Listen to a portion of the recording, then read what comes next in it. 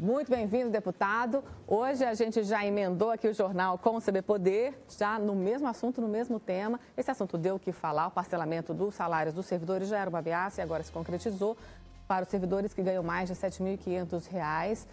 Como é que esse projeto agora, que o governador quer enviar para a Câmara Legislativa, vai ser recebido? Ele está contando com isso para que não tenha que ser parcelado esses salários. Bom, salário é alimento. Então, é um absurdo que o servidor tenha uma expectativa e que isso se frustre em razão de outras condições que não podem ser atribuídas à responsabilidade dele, servidor. Então, é um absurdo. Nós, na Casa Legislativa, reagimos muito mal a isso. Compreendemos que o governo precisa criar alternativas, teve tempo para isso, sabia da dificuldade imensa. Nós reconhecemos o caos orçamentário e financeiro deixado pelo governo passado.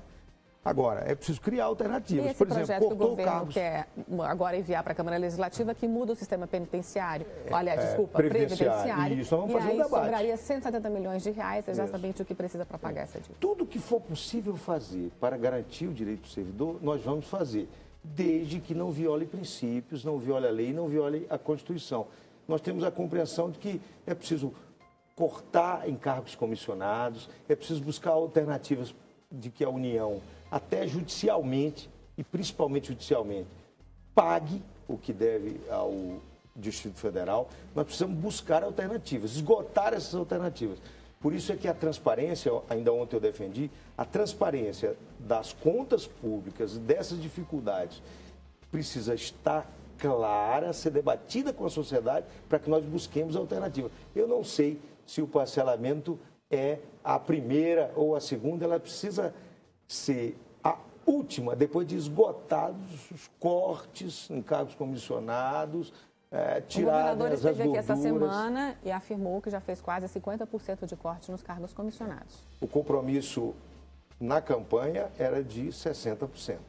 Nós estimamos que faça mais cortes. Ou seja, o governo está errando em relação a esse parcelamento, deputado? Acho que está.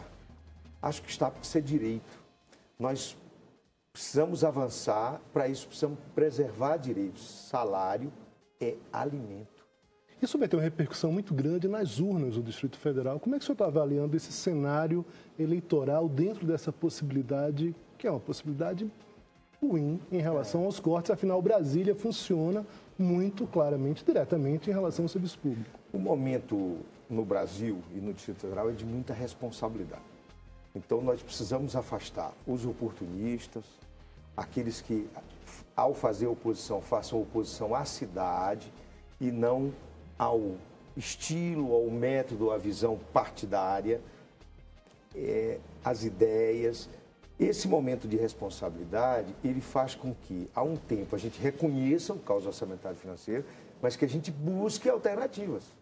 E, nesse caso específico, antes da própria repercussão eleitoral, nós temos uma problemática com a própria população, que vai compreender que o governo é incapaz de buscar alternativas a esse problema, sabendo que ele existe desde a transição. Mas, deputado, o fato do governador estar assumindo esse risco eleitoral, né, nós estamos já em 2017, não nos leva a pensar que, de fato, a situação está muito crítica? Eu não tenho dúvida da situação crítica.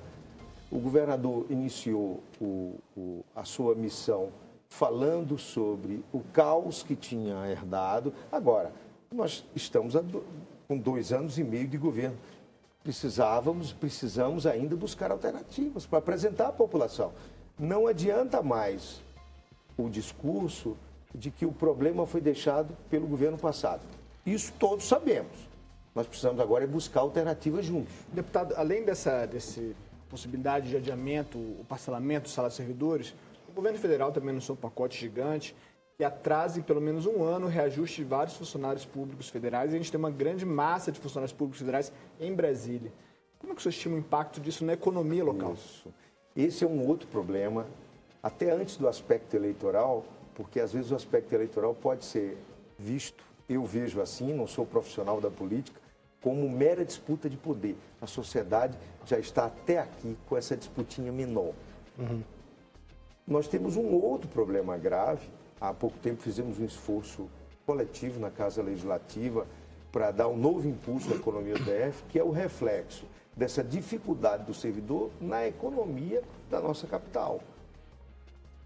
Diminuindo esse poder de compra, evidentemente que o comércio cai e aí é um ciclo vicioso, reduz-se a arrecadação. Então, nós precisamos nos preocupar com isso. Temos procurado, na Casa Legislativa há pouco tempo, nós fizemos uma união de esforços de todos os partidos, os blocos, eu estou liderando agora o Bloco de Sustentabilidade e Trabalho, que reúne a Rede, o PDT e o PV, e nós chegamos aí ao governo federal pedir a sanção de um projeto para preservar o Distrito Federal da guerra fiscal. É um outro problema que a gente tem grave, de que Goiás se aproveita, Minas se aproveita, e nós temos perdido muitas empresas, perdemos aí cerca de 600 em pouquíssimo tempo. Algum resultado prático, deputado, em relação a essa negociação? Sem dúvida. Quais? Nós já tivemos ciência de recontratações, do início de contratações, tivemos ciência de um início de reaquecimento, porque o grave problema hoje é o desemprego. Isso já foi um sinal positivo para nós. Estávamos perdendo algumas empresas que deixaram de sair, muitas já saíram, os números são elevados, cerca de 600, algumas permaneceram acreditando nesse impulso, nesse estímulo. Mas a conversa foi com a equipe econômica do governo federal ou foi com os deputados, senadores que caminharam a demanda? Qual foi o estímulo específico, atrapalhando aqui o Paulo, qual foi o estímulo específico para o telespectador ter mais clareza? Nós preservamos da guerra fiscal. Qual é o problema? O Estado de Goiás dá incentivos e fica essa disputa nacional, São Paulo, outros estados que acabam ganhando com isso. Aqui nós temos órgãos persecutórios fortes, que cumprem a lei, que vão atrás. Eu acho que é um debate com base legal, eu não vou fazer a crítica, mas esses estados acabam levando vantagens, porque eles dão mais incentivos, mais estímulos, refinanciamentos de tributos, diminuição, condições que o empreendedor, o empresário, que é quem emprega, é quem sustenta efetivamente a economia, vê vantagem. Aqui nós não podíamos fazer isso. Agora, com essa legislação federal, ela nos deu condição de equilibrar o jogo. Isso foi importantíssimo para nós. Deputado, mudando um pouco de assunto, indo para um debate nacional em relação ao seu partido, a Rede. Como é que o senhor vê os últimos movimentos de Marina? Em relação, tem muita gente que critica que a Marina se expõe muito pouco. Ou a ausência de movimentos. A ausência dos movimentos é uma boa. Inclusive, ela está muito irritada com algumas exposições mais práticas. A Rede, como é no caso do Molon e no caso do Randolph. Como é que o senhor avalia essa... Na verdade, nós vivemos no Brasil uma polarização emocional. Um verdadeiro teatro de absurdos em que as pontas, os sectarismos, as disputas acabam prevalecendo sobre as grandes alternativas que pensam na sociedade, na população. Então, aparece melhor nas pesquisas quem radicaliza, quem coloca uma posição muitas vezes absurda, mas que pode convencer pelo emocional. Marina é uma pessoa absolutamente equilibrada, serena, responsável. Mas ela é vista como radical, não? Pois é, essa é mais uma injustiça com a Marina. Marina é uma pessoa serena, equilibrada, tem o reconhecimento de quem fez pelo país, mas faz a crítica, nunca se arvorou em salvadora. Isso traz prejuízos do ponto de vista eleitoral. Mas eu tenho a compreensão de que, no final, permanecerão os equilibrados, os que pensem no país acima dos partidos, das condições e dos interesses meramente pessoais ou meramente corporativos. Marina é uma grande candidata a presidente da República. Vai ter o momento da serenidade, de se escolher quem pode resolver os seus problemas e não quem pode enganar, iludir com uma posição ou outra meramente emocional. Você acredita nesse debate, por exemplo, o senador Randolph já falou para a gente no Correio, que defende a entrada do ex-ministro Joaquim Barbosa no partido, até como vice da Marina, ou como candidato a presidente, enfim. Esse movimento, trazer pessoas de fora para a Rede, continua valendo ou ainda está muito adormecido esse debate internamente? O movimento é extremamente positivo. O ministro Joaquim, o ministro Aires de Brito, são muito bem-vindos, porque são fichas limpas, se preocupa com o país, tem uma história de vida, de serviço ao país. São pessoas que pensam na política como serviço e não algo para se servir. Pois bem, mas a candidata é Marina. A nossa candidata a presidente é Marina. Nós queremos o concurso de gente de bem, de gente que tem essa visão de país, de proposição, mas a candidata é Marina Silva. Ninguém entra na rede para ser candidato. Essa é uma regra. A velha política, ela trabalha muito com táticas eleitorais. Nós preferimos a estratégia da discussão da cidade e do país. Melhorando a nossa qualidade de vida, da cidade e do país, nós vamos poder propor à população. O senhor compartilha dessa opinião de que a divisão em relação ao impeachment, a divisão interna do partido, acabou atrapalhando um pouco a própria forma de se posicionar em relação ao partido? Porque confundiu a população. Agora, nós não estamos acostumados com o modelo da nova política de não enquadramento das visões individuais. O partido, naquela ocasião, tomou uma posição favorável ao impeachment pelas razões das ilegalidades. O senhor particularmente foi favorável? Favorável. Plenamente favorável em razão, até cheguei a falar à imprensa, ao Correio Brasiliense, né? Eu fui favorável. A maioria do partido, seu elo, se posicionou favoravelmente. Mas nós, ao contrário da velha política, preservamos aquelas posições que eram discentes. Porque nós estamos muito acostumados a sistemas em que os partidos enquadrem os seus militantes. Nós precisamos respeitar as diferenças. Se nós não conseguimos respeitar as diferenças, nem dentro do partido, imagine com a população como um todo. Até porque os militantes eram deputados também, né? Sim. Fica difícil você, nesse caso, um enquadramento com quem está ali na ponta, na realidade. Figuras importantes. O partido tirou uma posição, essa posição foi lida pelo líder Aliel, que tinha posição contrária ao partido. Lá a bancada se dividiu. 2 parlamentares, Miro Teixeira Sim. e João Derli, que é o nosso líder hoje, foram favoráveis. O deputado Aliel, o deputado Alessandro Molon foram contrários. E, como havia essa divisão, o partido tirou uma posição que foi lida em nota pelo então líder, lá nós fazemos rodízio, o deputado Aliel, leu a nota, mas tomou a sua posição como mandato. E o senhor vai se candidatar a senador? Qual é a ideia do futuro, por favor? Ok, não, por favor. A pergunta está mantida, mas vai responder, por favor, deputado, no próximo bloco. A gente volta já. Obrigado.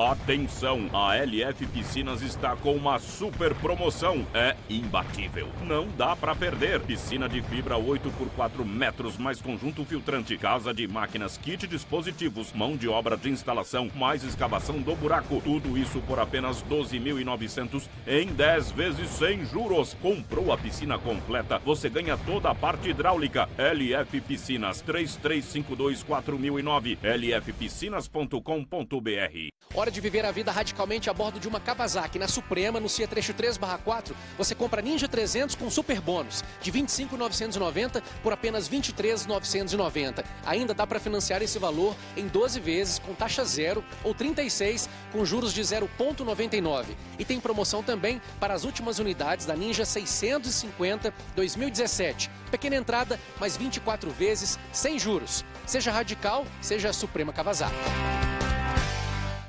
Olha quanta gente feliz! Todas elas fizeram implante guiado por computador na Clínica Venera.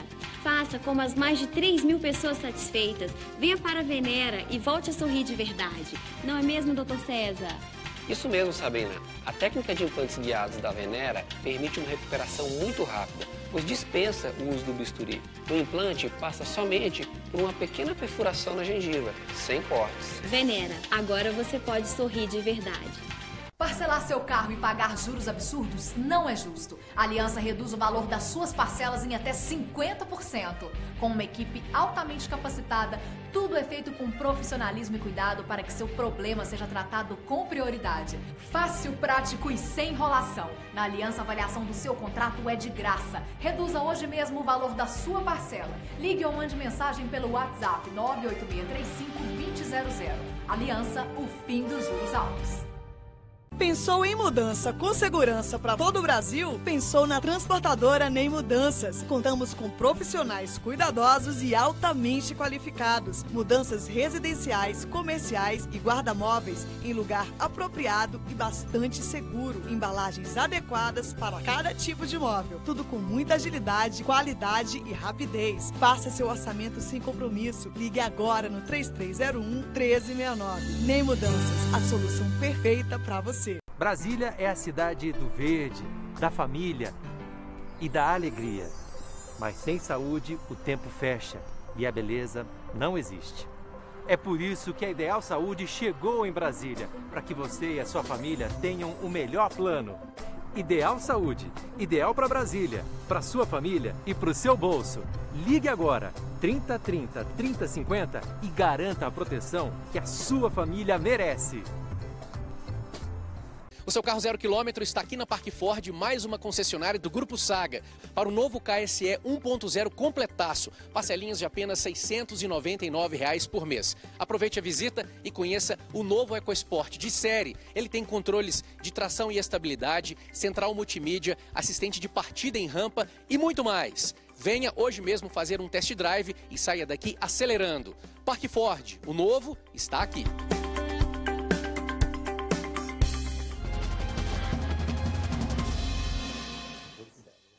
Voltamos para o segundo bloco do Subpoder. Eu, Léo Cavalcante e o Paulo Estácio Lira estamos recebendo o deputado Chico Leite, deputado distrital Chico Leite, do partido Rede. O Léo perguntou no bloco anterior se o senhor vai ser candidato em 2018 a quê? Isso. Eu tenho preferência pelo Senado. Isso eu já tentei ser candidato algumas vezes e fui pré-candidato e hoje sou pré-candidato à Rede.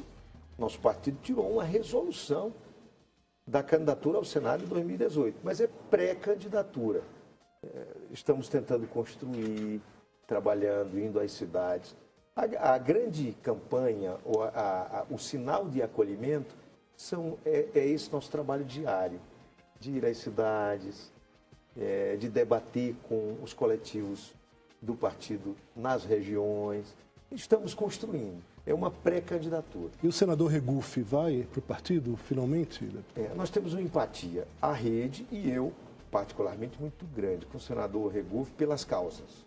Já o convidamos a vir à Rede, senti que ele se sensibilizou, mas essa é uma decisão muito pessoal. Nós estimamos que venha, mas estamos aguardando. Regufe está sem partido.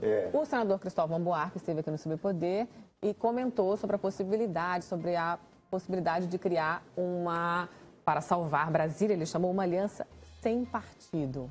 Como é que o senhor vê essa aliança para salvar Brasília, que seria a partidária, e se o senador Regufe poderia ser uma das pessoas para compor isso? Sem dúvida, o senador Regufe une todos esses pensamentos. Mas essa aliança, ela precisa estar acima dos interesses pessoais ou meramente corporativos. Eu diria que ela aglutina os partidos que pensem assim. Ela não está nem acima nem fora, ela aglutina. Se nós tivermos essa capacidade que a sociedade espera de superar nossas divergências pontuais e pensarmos fundamentalmente em Brasília, na nossa cidade, recuperá-la economicamente, financeiramente, a gente conseguir pensar na população, aí nós vamos fazer um grupo para as principais lutas da cidade. Eu não gosto muito de salvação, de guia, de herói. Para mim, Salvador só tem um, está lá em cima. Hollenberg, o que nós acreditamos é na organização da sociedade. Hollenberg ainda é um nome para a Rede, deputado, ano que vem? Olha, o Hollenberg é uma pessoa de bem, correta, é da cidade, tem preocupação com a cidade. Agora, nós temos dissensos de causas. Eu procuro fazer um mandato com independência dessas relações meramente partidárias, orgânicas, que possam até descambar para o fisiologismo. Eu procuro ter dependência com as causas, com a sociedade, com a população, com o eleitor. Pois bem, nós ajudamos o governo naquilo que temos empatia, mas também contestamos aquilo que não temos, como recentemente a tentativa de privatizar o hospital de base, aumentar tributo, fazemos um debate transparente e franco pela cidade. Né? Então, eu não sou daqueles que descarto pessoas, eu descarto ideias, causas que sejam efetivamente diferentes. Eu não descarto pessoas. Trata-se de uma pessoa de bem, essa aliança, essa composição vai depender muito mais dele. Mas com parcelamento de salário, com tentativa de vender o patrimônio público para resolver problemas meramente circunstanciais, porque você resolve a parte fiscal, mas não apresenta uma alternativa de política pública para o Distrito Federal. Vai ficar difícil, tem ficado difícil. Eu tenho feito esse debate franco, porque eu acho que a gente, se é franco na família, é franco na profissão, é verdadeiro, é sincero na política, precisa ser. Eu acredito em quem contraria, em quem é antipático, mas eu não acredito em quem finge, em quem faz maquiagem. Deputado, não há como dissociar candidaturas de 2018 de quais regras que vão permear essa eleição. Sim. O Congresso hoje, particularmente a Câmara, está enrolado lá com uma votação que não consegue sair do lugar. E as propostas principais que geram dissenso na casa como um todo são fundão partidário e distritão. O que o senhor acha dessas duas propostas de tramitação no Congresso? O fundo partidário é um absurdo, zombar com a sociedade da forma como está colocado. Aliás, como está colocado, partido não é empresa e política não é profissão. Essa é uma outra forma de corrupção, é viver do partido.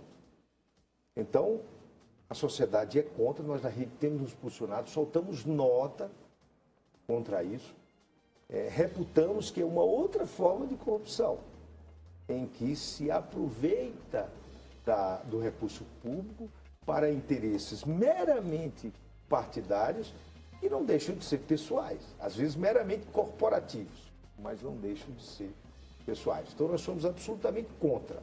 O fundo partidário como está, eu tenho defendido a extinção, tal como está. Em relação ao distritão, ele tem vantagens e desvantagens. O distritão tem a vantagem do mais votado, segundo a compreensão da sociedade, ser eleito, figurar nas vagas. Mas ele tem a desvantagem de prestigiar mais a figura pública, o afamado, do que a causa que ele defende. Esse é um outro perigo, de desprestigiar os partidos. Eu tenho a compreensão que se de um lado nós não podemos ficar restritos aos interesses partidários, porque a gente de bem e muito positivo em outros partidos, como a gente que merece crítica no nosso partido, essa história de que quem está contra mim está errado e quem está comigo está certo, a população já rejeitou há muito tempo. Mas se de um lado, então, o mero interesse partidário, a restrição desse debate é ruim, também de outro lado, a falta de partidos com solidez conceitual, organizados, precisam ser democráticos, mas que possam representar a população, também é muito ruim, porque pulveriza, a política acaba sendo o cenário de interesses meramente individuais ou corporativos. Então, nesse particular, o distritão também é muito ruim. Eu sempre pensei, nós também da rede nos manifestamos sobre, contrariamente ao distritão. Eu sempre imaginei que uma reforma política precisa aproximar a população da sua representação e, para isso, nós precisamos nos conduzir com outros princípios. Tá? Por exemplo, a democracia dos partidos, que é relevante, a redução ou aniquilamento dos custos de campanha. Como financia, deputado? Debates, como é que vai financiar, na avaliação do senhor? Como é que se financia a campanha? Deputado. Pois é, quem precisa de... O financiamento de campanha, tal como existe hoje, ele é, na verdade, um investimento. Por isso nós somos contrários ao financiamento privado de empresas. Nós somos favoráveis ao financiamento de pessoa física, para que o cidadão seja coautor do mandato que ele elege, porque, em realidade, quem paga a banda, manda na música que ela toca. Essa é uma realidade, nós não podemos fugir.